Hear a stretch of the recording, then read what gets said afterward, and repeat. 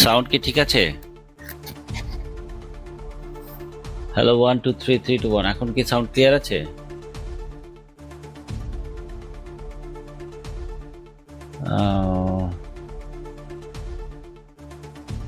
Hello, 1 2 3। এখন ঠিক আছে? কেউ বলছেন ঠিক আছে, কেউ বলছেন okay, right. Let me start again. তো আমি আপনার ওই জাতীয় ঐক্যের ডাকের নিয়ে প্রসঙ্গটা এনেছিলাম যে আমাদের সাধারণ জনগণকে একটা দানব রাষ্ট্রের বিরুদ্ধে আপনার দাঁড় করানো হচ্ছে, যেখানে আপনার সামরিক বাহিনী এবং সাধারণ জনগণের যদি একসাথে না যায়, কোনো এই ধরনের বিশাল শক্তিশালী রাষ্ট্রের বিরুদ্ধে কিছু করা যাবে না। তো আমি যেটা বলছিলাম, গত 50 বছরে আমাদের সামরিক বাহিনী সবচেয়ে ডিমোরালাইজ এক কন্ডিশনে, কারণ অনেকগুলো কারণ আছে, যেখানে আপনার গত 16 বছরে আপনার ফ্যাসিস্ট সরকার যেভাবে তাদের নিজস্ব অফিসারদেরকে প্রমোটেড বা উপরে তুলে নিয়ে আসছে, এখন তারা ঠিক আগের জায়গায় আছে। লোক দেখানো কিছু অ্যাকশন হয়েছে, 22-23 জন অফিসারকে আপনার ওই যে দেশের বাইরে যাওয়া নিষেধ, হাবি জাবি 10-5-6 জনকে জেলে ঢুকানো। দ্যাটস নট অল, বাট 90% কিন্তু এখনো they are still alive, they are still working behind the scene. তো আমি আসলে শর্টে বলতেছি যে সামরিক বাহিনী ডিমোরালাইজ কেন? জুনিয়র অফিসাররা দেখছে যে 16 বছর যারা সুবিধাবাদী ছিল, যারা প্রমোটেড হয়েছে, তারা এখনো বহাল তবিয়তে আছে। সো এই জন্য যে আমি 19শে নভেম্বরের একটা লাইভ করেছিলাম, লেফটেন্যান্ট জেনারেল শাহিনুরকে দায়িত্ব দেওয়া হয়েছিল, জেনারেল ওয়াকার সেনাপ্রধান, যে ডেপ্রাইভ যারা বঞ্চিত অফিসার, মেজর লেফটেন্যান্ট কর্নেল র্যাঙ্কের, এদেরকে প্রমোশন দেওয়ার জন্য একটা বোর্ড করা হয়েছিল। এবং সেই বোর্ডে প্রমোশনের আমি আগে বলেছিলাম যে উনি কিছু করবেন না, উনি খুঁজে খুঁজে বের করছেন কারা জামাত, কারা বিএনপি, কারা দাঁড়িয়ে রাখে, কারা আপনার কারো বাবা চাচা মামা কোনো যদি পলিটিক্যাল কানেকশন থাকে। তো সেই বোর্ডের recommendation on lieutenant general Shahinul, আমি অনেক আগে বলেছি যে this man is not going to do, and general Waker just সব কিছু আইওয়াশ করতেছে, মানে লোক দেখানো আর কি। তো সেই প্রমোশন বোর্ডের রেজাল্টও হয়ে গেছে, এবং দেখা গেছে যে লোক দেখানো 5-6 জনকে প্রমোশন দিয়েছে, এবং বাকি ধরেন অ্যাটলিস্ট আরও 100-150 অফিসার রয়ে গেছে আর কি, তাদেরকে আপনার প্রমোশনের জন্য রিকমেন্ড করা হয় নাই। তো ডেপ্রাইভই রয়ে গেল। সো এই জিনিসগুলো আসলে কিন্তু ধরাছোঁয়ার বাইরে চলে যাচ্ছে, মানে কেউ তাদেরকে চেক অ্যান্ড ব্যালেন্স করতেছে না। এবং কিছু লোক, জেনারেল ওয়াকার মানে সেনাপ্রধান, উনি কিছু লোক নিয়োগ করেছেন, মানে কাউকে দিয়ে বলাচ্ছেন উনি ফেরেশতা, কেউ বলছেন যে উনি ইতিহাসের সাক্ষী হয়ে থাকবেন, সবচেয়ে most criminal officer this person. এবং উনি সব কিছু গোছায় নিচ্ছেন, এবং উনি সবাইকে ইনটেক অবস্থায় রাখতেছেন, যে ইন কেস অফ ইমার্জেন্সি বা যে কোনো ক্রাইসিসে কোনো সামরিক কু হবে না, কিন্তু ষড়যন্ত্র হবে। কিভাবে? আপনার ডক্টর ইউনূসকে ডিস্টাবিলাইজ করবে, ডক্টর ইউনূসকে আগাইতে দিবে না, ওই মানে খোড়া করে রাখবে। He is doing all this নটি থিং। তো প্রথম কথা হচ্ছে, প্রমোশন বোর্ডে যে বলেছিল উনি ডেপ্রাইভ অফিসারদেরকে সাপোর্ট দেবেন, কিচ্ছু করেন নাই। সেকেন্ড হচ্ছে আপনার 21শে নভেম্বরে সামরিক বাহিনীর অফিসারদেরকে, এবার অনেক অফিসারকে যাদেরকে আগে 16 বছরে দেওয়া হয়নি, ইনভাইট করা হয়নি, তাদেরকে অনেককে গিয়েছেন। কিন্তু দেখা গেছে যে যারা রিয়েলি টার্গেটেড, মিনস যে আমরা যারা কথা বলি, যারা ওনার বিরুদ্ধে বা ষড়যন্ত্রের বিরুদ্ধে, ফ্যাসিজমের বিরুদ্ধে কথা বলি, আমাদের কিন্তু উনি এখনও ব্ল্যাকলিস্টেড করে রেখেছেন। হ্যাঁ, এবং মজার কথা হচ্ছে যে এবার সবচেয়ে মজার কথা হচ্ছে যে ডিজিএফআই এনএসআই থেকে আপনার যারা আগে কখনো যায়নি, তাদের বাসায় বাসায় গিয়েছে, গিয়ে বিভিন্ন একটা কোশ্চেন সেট নিয়ে গেছে যে আপনি কি কখনো পলিটিক্যাল অর্গানাইজেশনের সাথে জড়িত কিনা, আপনি কোনো রাজনৈতিক আদর্শ আছে কিনা, আপনার পরিবারের কেউ আছে কিনা, আপনার ভাই বোন কেউ রাজনীতির সাথে, রাজনীতি করলে কোন রাজনীতির সাথে সংশ্লিষ্ট, এক গাদা কোশ্চেন নিয়ে একটা বিব্রতকর অবস্থায় অফিসারদের বাসায় বাসায় গিয়ে এই প্রশ্নগুলো করেছে ইন্টেলিজেন্সের লোকজন।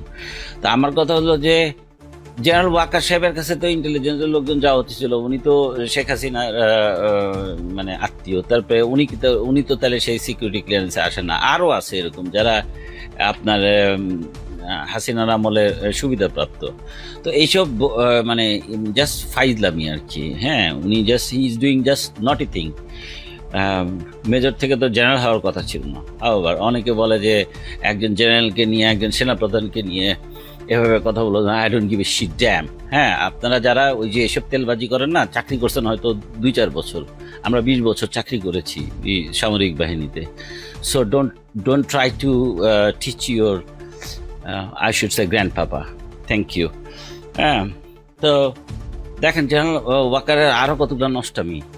এবার গত পরশু দিন, আই মিন টিউসডেতে, জেনারেল মুজিব সবচেয়ে কালপ্রিট।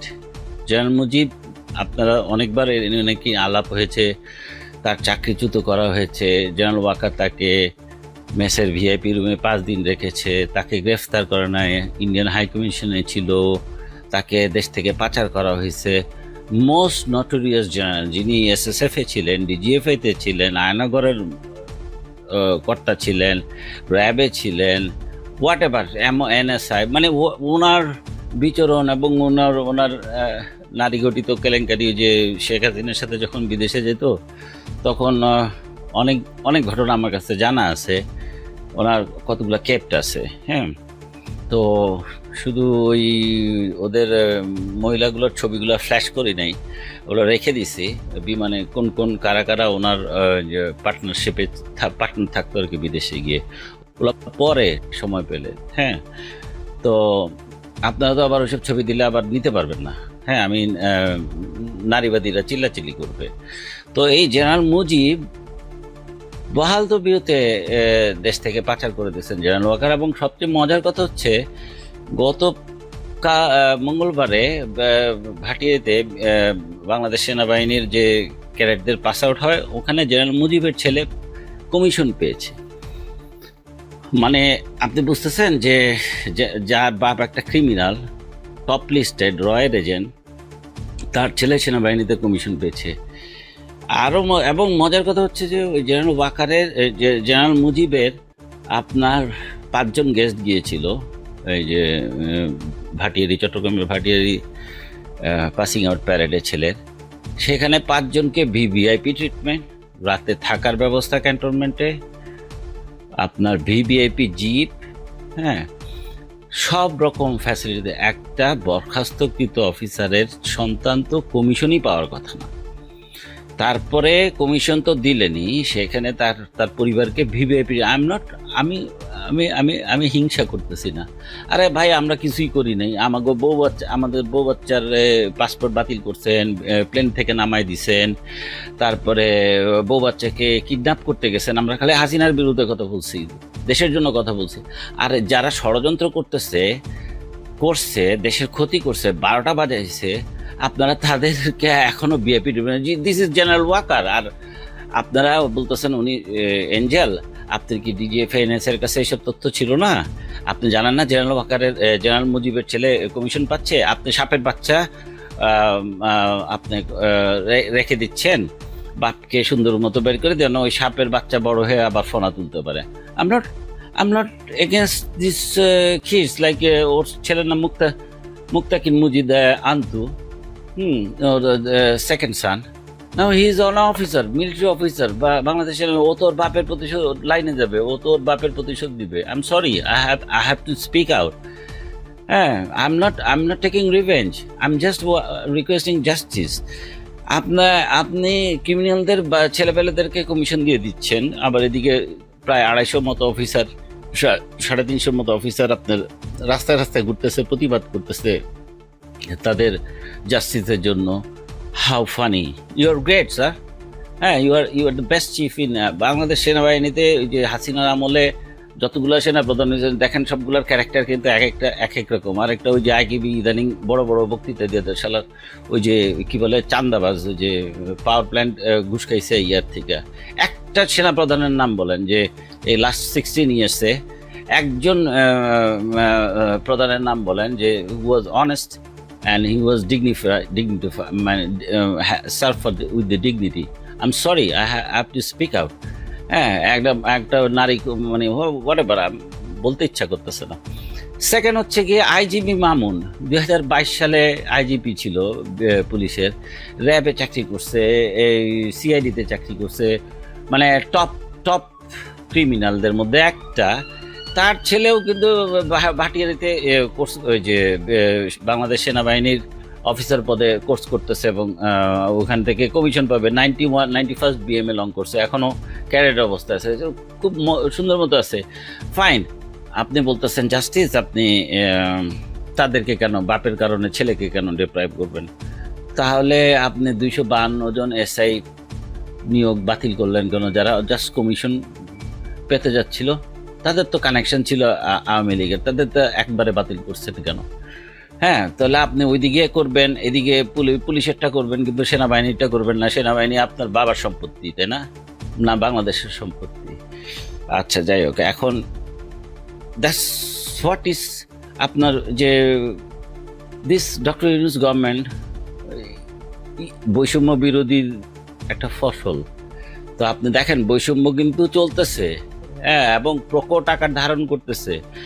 ওই যে ডক্টর মঈন খান, বিএনপির একজন সিনিয়র নেতা, উনি কয়েকদিন আগে, পরশুদিন বলেছেন যে এই সরকার যেন ফ্যাসিস্টে টার্ন না হয় ঐক্যের নামে। হ্যাঁ, কিছু কিছু ওই যে আমাদের একটা দল আছে, ছোট দল, সব জায়গায় নাক গলায়। হ্যাঁ, আমি লেঞ্জা বলি, I am sorry, you don't have to show so many thing. আপনারা ক্ষমতায় যেতে চান, প্রপার গণতান্ত্রিক উপায়ে যান, ওই পিছনের দরজা দিয়া ওই আগের মতো 86 সালে যেটা করছেন সেটা করেন না। হ্যাঁ, এখন কিন্তু মিডিয়ার যুগ, বিএনপির কিছু পাইলে তো আপনারা মানে পাগল করে ফেলান।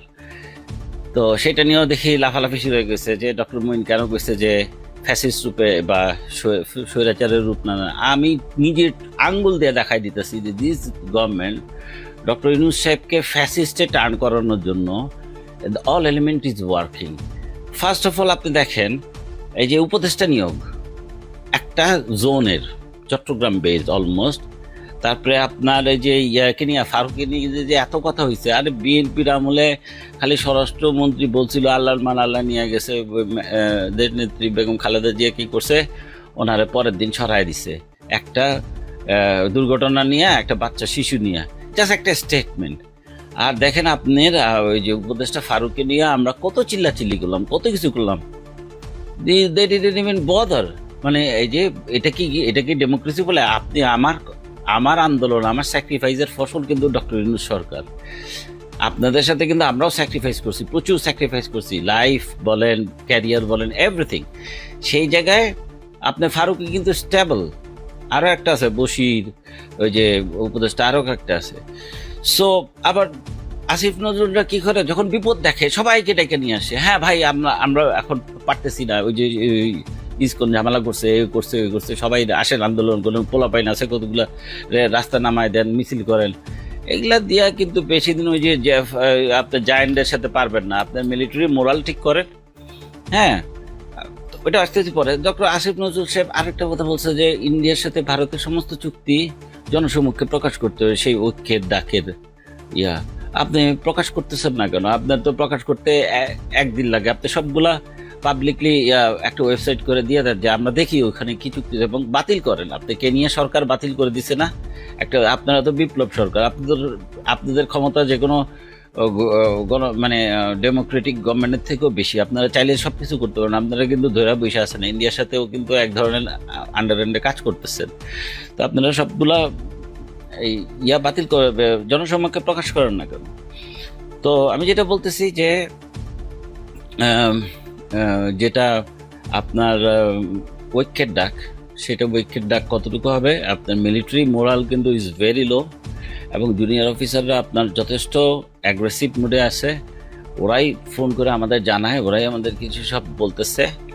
হ্যাঁ, এবং সিনিয়রদের প্রতি যথেষ্ট ক্ষেপা, এবং ফিল্ডে দেখেন আপনার প্রায় 3 মাসের উপরে বেশি আপনার মিলিটারি ডিপ্লয়মেন্ট আছে উইথ ফুল আপনার ম্যাজিস্ট্রি পাওয়ার। কিন্তু কোনো রকম আপনার ক্রিমিনাল, মানে পলিটিক্যাল ক্রিমিনাল বলেন, দেশের দ্রোহী বলেন, গ্রেফতারের কোনো নামগন্ধ নাই, জাস্ট বাইরে ঘুরতেছে ফিরতেছে, আবার রাতে এসে ক্যান্টনমেন্টে ঘুমাচ্ছে। এই ধরনের অপারেশন আমার 50 বছরের লাইফে দেখিনি। সো জেনারেল ওয়াকার সাহেব উনি সব কিছু নিউট্রালাইজ করে রাখতেছেন, মানে আপনার কাউকে কোনো কাজ করতে দিচ্ছেন না এবং নিজের পারপাস সার্ভ করতেছেন। সো এইভাবে জাতীয় ঐক্যের ডাক দিলেই হবে না, আপনার মিলিটারিতে আপনার রিফর্ম যতক্ষণ না করবেন, হ্যাঁ, এবং না করবেন এবং নিজেদের মধ্যেও রিফর্ম করতে হবে। উপদেষ্টা পরিষদ বলেন, পাবলিকের করেন, নাহলে কিন্তু আপনারাও কিন্তু বিপদে পড়বেন, আপনাদেরকেও ফ্যাসিস্ট ট্যাগ লাগানো হবে বা আপনাদেরকে ফ্যাসিস্ট বলেও আমরা বলতে বাধ্য হব আর কি। ধন্যবাদ, ভালো থাকবেন সবাই, আল্লাহ হাফেজ, আসসালামু আলাইকুম।